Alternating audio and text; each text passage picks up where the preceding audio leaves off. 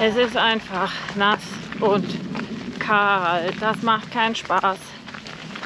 Oh Mann. Wo bleibt die Sonne?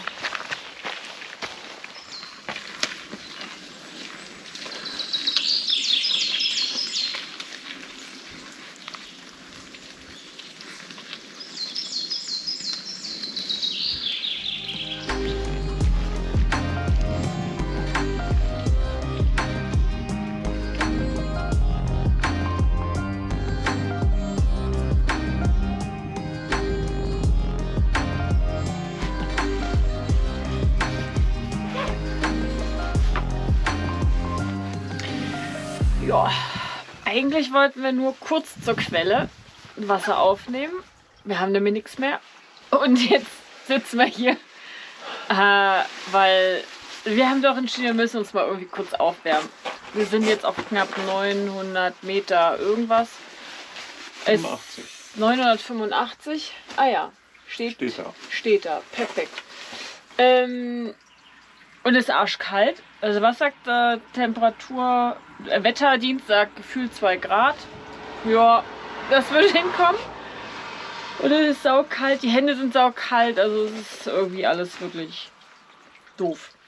Und keine Ahnung, wir fühlen uns hier oben gerade so ein bisschen gefangen. Und wollen gar nicht weiter, aber irgendwie müssen wir es wohl. Ja, und eigentlich sollte das Wetter ja besser werden und jetzt ist es eigentlich fast schlimmer als die letzten Tage, weil es halt auch einfach so unendlich kalt ist. Ja, und die Frage ist halt, unser Schlafplatz, den wir so ein bisschen ausgeguckt hatten, der ist auf ungefähr 600 Meter Höhe. Das wären jetzt noch über 10 Kilometer bis dahin, irgendwie 2 Stunden kalkuliert. Ja, wie es da jetzt dann ist. Wahrscheinlich ist alles nass und matschig, wie es jetzt hier überall schon den ganzen Tag ist. Und Regen ist jetzt erstmal bis dahin nicht angesagt, aber wir sind halt mitten in den Wolken. Also es ist die ganze Zeit nass, es ist die ganze Zeit windig, es ist usselig.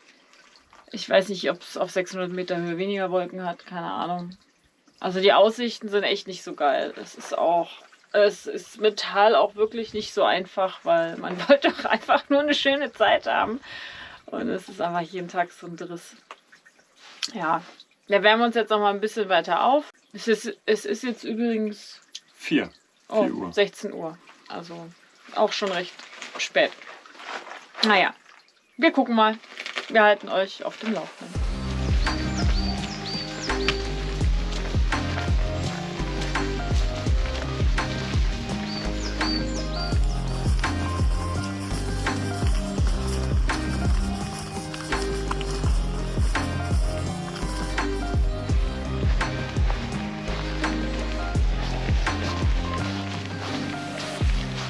Es war gerade so schön.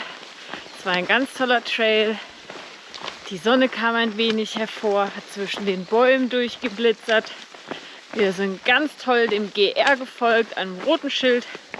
Naja, und haben dann irgendwann festgestellt, dass wir dem gar nicht folgen sollten, sondern eigentlich einen ganz anderen Weg. Das heißt, wir sind jetzt wieder mit Umweg auf den richtigen Weg zurückgekommen und mit dem an war dann auch die Sonne wieder weg. Es hat wieder angefangen zu regnen. Wir mussten Straße laufen, Forststraße. Und irgendwie ist da halt der Wurm drin. Also gefühlt kommen wir gar nicht voran.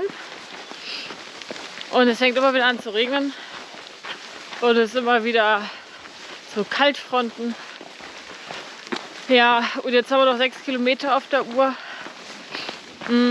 Ich glaube, mittlerweile ist es schon 18 Uhr oder so. Ja, und eigentlich wollen wir jetzt gerne nur noch ankommen und im besten Fall auch irgendeinen guten Schlafspot vorfinden. Also da, wo wir jetzt hingehen. Damit der Tag dann auch ein Ende findet. Weil irgendwie war der nicht so dolle.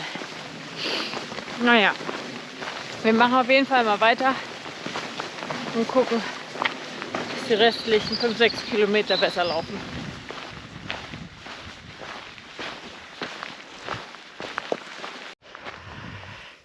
So, wir haben es geschafft. Burg Birkenfels. Wir sind gerade einmal schon mal drin rumgelaufen, ein paar Bilder gemacht und geschaut, ob es da einen tendenziellen Schlafspot gibt. Haben uns jetzt aber eher dafür entschieden, ein Stückchen wieder runter zu gehen. Da steht nämlich eine Hütte und da können wir auch unser Zelt aufbauen, weil es nämlich schon wieder anfängt zu regnen und es wird wahrscheinlich auch den restlichen Abend immer wieder regnen. Und dann können wir uns dort nicht getrocknet, sondern wir können uns dort trocken aufhalten. Bei der Burg war jetzt alles offen, da fehlen überall die Dächer, wie üblich bei solchen Burgruinen. Ja, und deswegen haben wir uns das jetzt angeguckt, ganz tourimäßig. Und gehen jetzt hier in die Hütte und bauen das Zelt dann eben auf. Und ihr seht es gerade, geht es schon wieder los. Es ist wirklich unglaublich. Es fängt schon wieder an zu regnen. Aber ich zeige jetzt gleich nochmal die Hütte. Wir sind nämlich auch schon da. Und zwar hier auch ganz gut gelegen.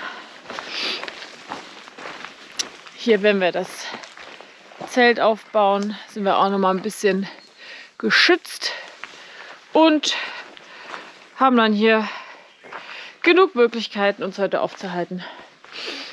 Wie finden wir das? Perfekt. Perfekt. So machen wir das. Wir ziehen uns jetzt mal um und bauen das Zelt auf und dann machen wir Feierabend für heute. Zelt ist aufgebaut. Ihr könnt sehen, wir essen jetzt. Knapp 34 Kilometer sind voll. Wir haben die Schnauze gestrichen voll.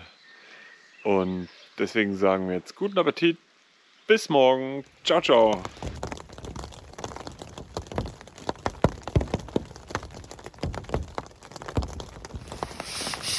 Ist aber ganz schön Dreck. Es hat ohne Ende geregnet. Das Zelt ist von außen dreckig. Und aber viel schlimmer.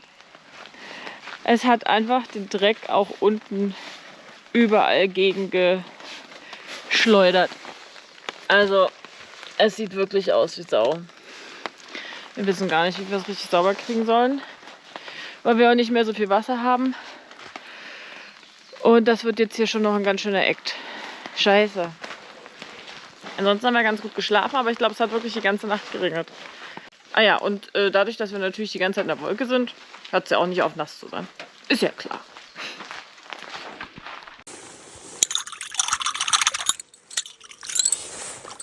Auch einfach mal ganz unkonventionell das Wasser, was es gibt, nutzen. Die einzige Wasserquelle weit und breit. Trinken werden wir es nicht, aber zum Abspülen reicht es.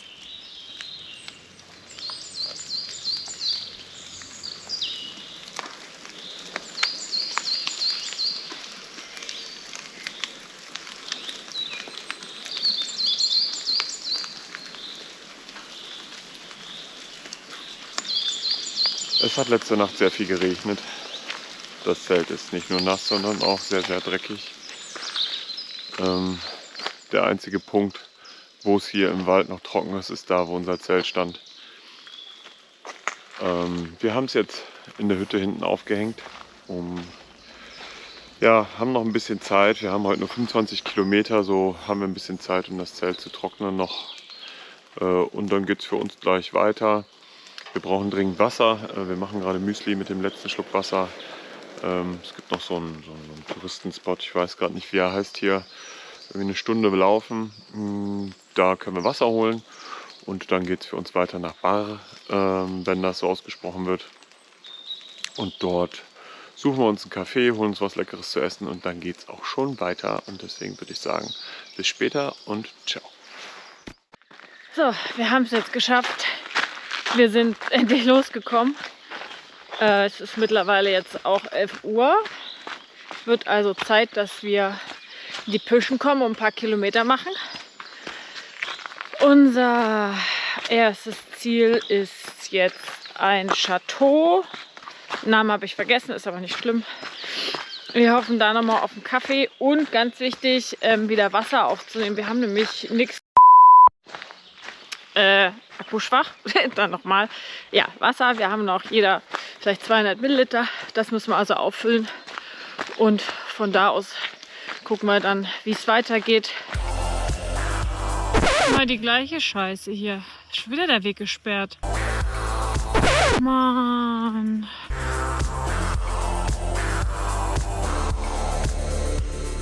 Chateau Dreistein.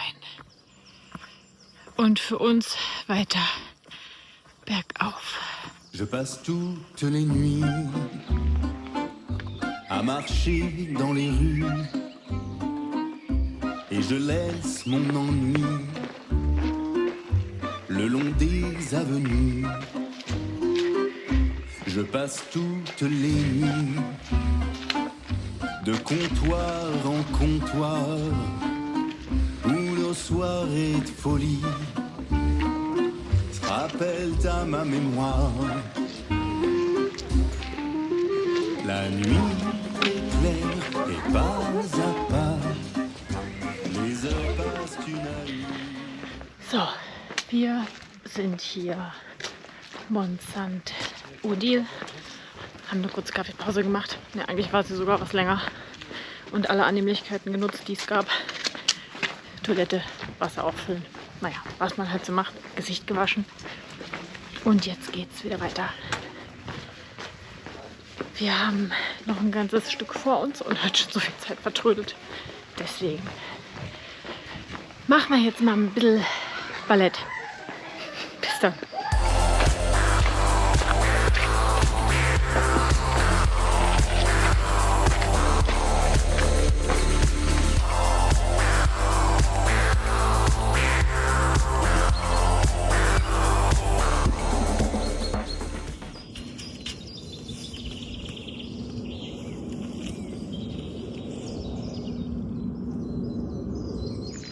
Take care of you. We do. You too, thanks a lot. Thank you.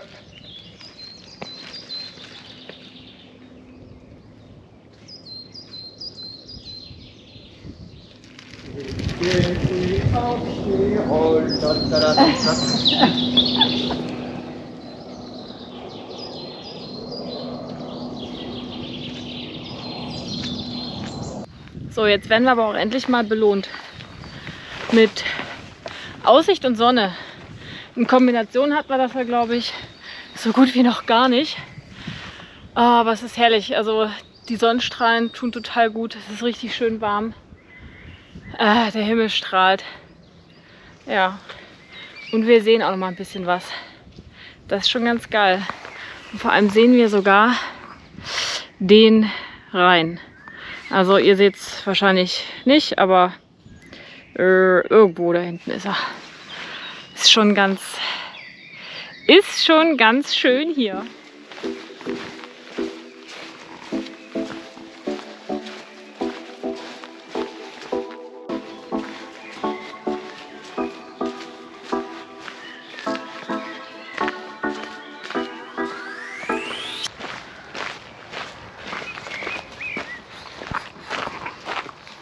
Hallo, wir haben jetzt die Hälfte unserer Tagesstrecke von heute hinter uns, 12,5, so plus minus zumindest so ungefähr, und erreichen jetzt den Ort Bar oder Bar, wie auch immer.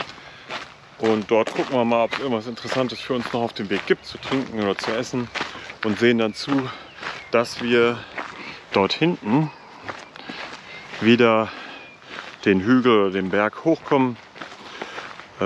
Gibt noch ein paar Höhenmeter zu machen, bis wir dann unser finales Ziel, hoffentlich auch trocken, im Hellen erreichen werden.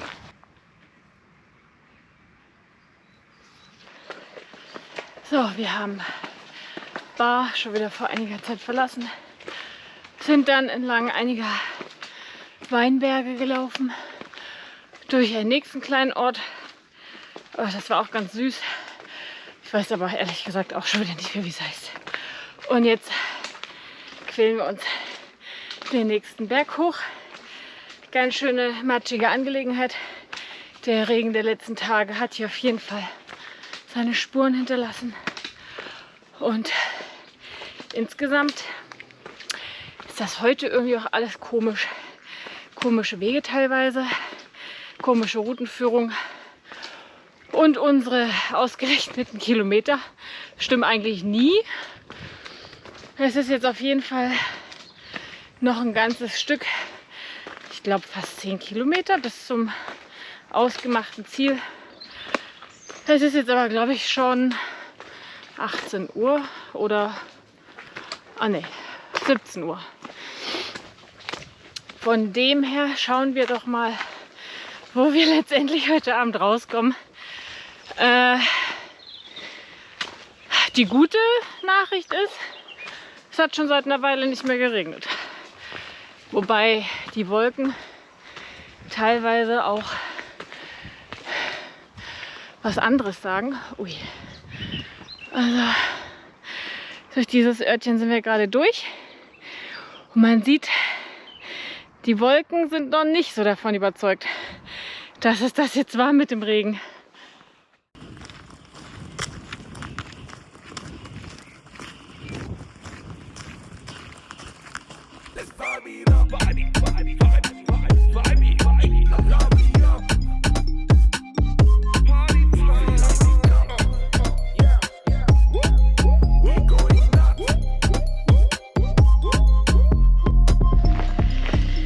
Wir sind gerade in Bernhardville und haben eine Wasserquelle angesteuert, die aber nicht mehr existiert, und standen da gerade ganz verzweifelt an dieser Quelle, an dieser nicht vorhandenen Quelle.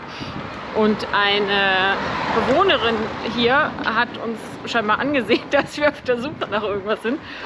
Und ja, die war so nett, die hat uns jetzt 3 Liter Wasser gegeben. Und dann konnten wir bei ihr quasi zu Hause ja, unser Wasserproblem lösen. Und das ist super toll. Wir sind total happy. Das ist der Abend gerettet. Und man muss sagen, also es sind alle so freundlich und so nett. Und es sprechen, also niemand spricht Englisch, aber es sprechen alle Deutsch. Wir haben auch gerade mal gefragt, warum das eigentlich so ist. Also die haben hier tatsächlich Deutsch in der Schule gelernt, zumindest die ältere Generation. Ich glaube, die Jüngeren lernen dann auch eher Englisch, aber war uns so auch nicht klar. Aber wir sind ja trotz alledem ja relativ nah an der deutschen Grenze, deswegen passt das schon. Ja, und man sieht es wahrscheinlich auch, es hat wieder angefangen zu regnen. War ja klar.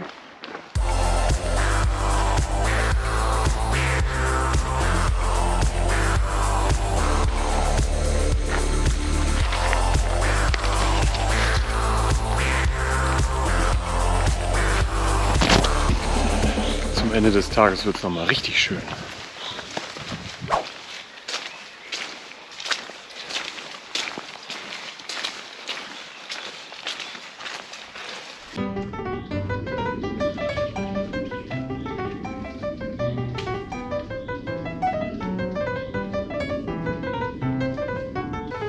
Also nächstes Mal kommen wir auf jeden Fall mit dem Pferd. Das lohnt sich hier in Frankreich bei den ganzen Chateaus und Castles und wie die alle heißen, weil überall steht dieser Balken, wo man sein Pferd festmachen kann.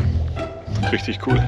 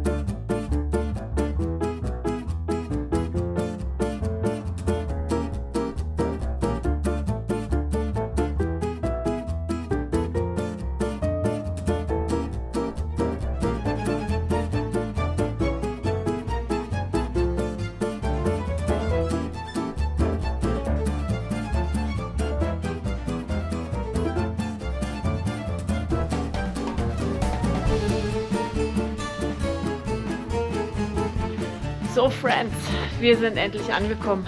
Wir haben es geschafft. Das gewünschte Ziel erreicht. Heute das Chateau Bernstein. Wir haben es uns auch direkt hier drin gemütlich gemacht. Sind ein bisschen geschützt vom Wind. aber kriegen trotzdem noch hoffentlich genug Wind ab, damit nämlich das Zelt noch etwas trocknet. Das ist immer noch feucht von heute Morgen. Und nicht nur feucht, sondern auch dreckig. Aber gut, das ist die letzte Nacht hier. Das werden wir überstehen. Aber ich sag mal so, ist doch auf jeden Fall ein Ort, der letzten Nacht gerecht wird. Ja, wir sind ansonsten froh, dass wir endlich hier sind. Wir sind angekommen ich glaube, kurz nach 8, also super spät schon. Wir haben es jetzt 20:48 Uhr, Sonne ist schon untergegangen. Sind 30 Kilometer heute mal wieder gelaufen, einige Höhenmeter. Irgendwie doch mehr als erwartet, aber ja, heute war das so ein bisschen schwieriger irgendwie mit dem Weg und den angegebenen Kilometern. Von dem her sind wir wieder bei den 30 rausgekommen. Hoffen, dass es dann auch mit dem Regen war. Wobei, wenn man hier mal rausguckt zu unserer tollen Pforte, sieht das ganz anders aus. Aber wir sind heute auf jeden Fall oft genug nass geworden. Wäre schön, wenn wir das nicht nochmal werden. Ja, morgen stehen jetzt noch die finalen 9 Kilometer an. Wir machen jetzt hier erstmal unsere finalen Zeltaufbauten. Und dann kochen wir und dann sagen wir schon mal gute Nacht und bis morgen. Ciao, ciao.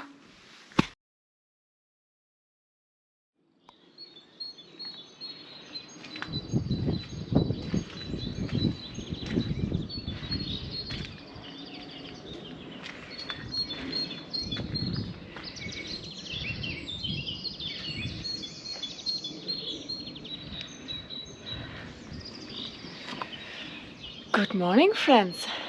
Die Sonne scheint. Yay! Endlich an unserem Abreisetag. Aber lieber spät als nie. Ja, ich bin gerade mal bis hier hoch zu dem Aussichtsturm von der Burg geklettert. Und es ist schon ganz schön. Es ist leider ein bisschen diesig, aber trotzdem eigentlich ganz nett. Wie es hier oben aussieht. Ja, und vor allem die Sonne. Also das reicht. Ich brauche noch nicht mal Aussicht. Die Sonne, die ist schon das, was geil ist. So. Und da haben wir geschlafen. Die Nacht war soweit auch gut. Es ging ein leichter Wind. Aber ja, das war kein Problem. Kalt war es eigentlich nicht. Nur der Boden ein bisschen. Ja. Und so sind wir ganz gut ausgeschlafen.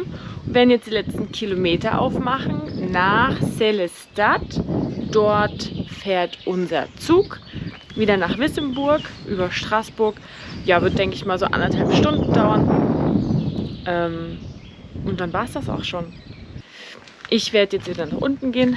Wir werden das Zelt zusammenpacken und uns dann auf die letzten Meter begeben.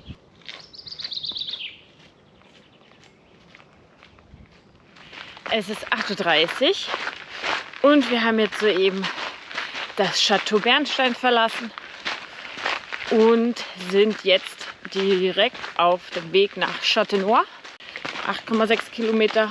Dort verlassen wir den Hexatrack und gehen dann noch ein bisschen zu Fuß bis nach Sélestat. Das sind vielleicht so 20 Minuten und dort ist dann eben der Bahnhof. Wir schauen mal, ob wir auf dem Weg nochmal typisch französisch in den Genuss kommen von Baguettes und Croissants. Da freuen wir uns schon drauf.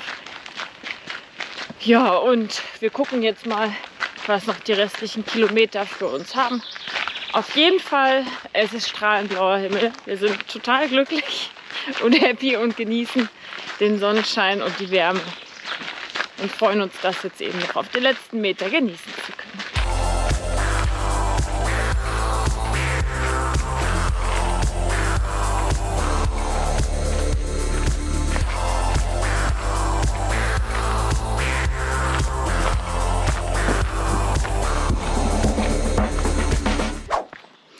An der Stelle auch nochmal Danke an die Initiatoren vom Hexatrack, die nicht nur eine tolle Internetseite auf die Beine gestellt haben, sondern auch eine App zur Verfügung stellen, mit der es sehr einfach ist, die möglichen Wasserquellen ausfindig zu machen, möglich Biwak-Spots und alles, was man eben so braucht auf dem Trail.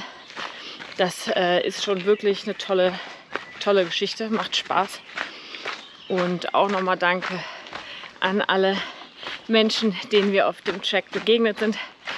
Sowohl andere Thru-Hiker als auch diejenigen, die uns geholfen haben, die uns beiseite standen bei Fragen, mit Wasser ausgeholfen haben und immer freundlich zu uns waren. Hat viel Spaß gemacht, die Erfahrung hier zu machen. Und wir freuen uns, davon weitere machen zu können.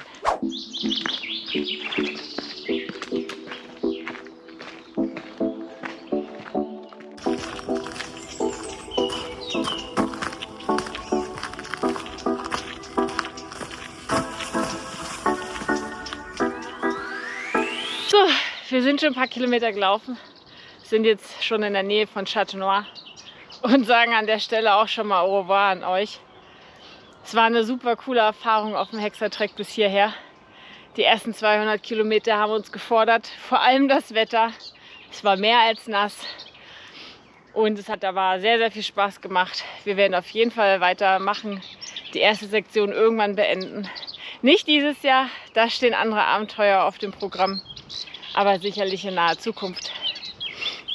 Lasst uns gerne mal ein Abo da, einen Daumen und ein liebes Kommentar.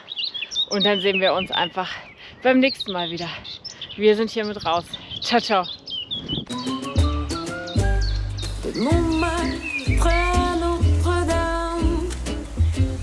Un monde entier sommeille. Un premier rayon de soleil illumine les quais de Seine. Une pause, café crème. On se remet de la veille. Il n'y en a pas de pareil. Le Paris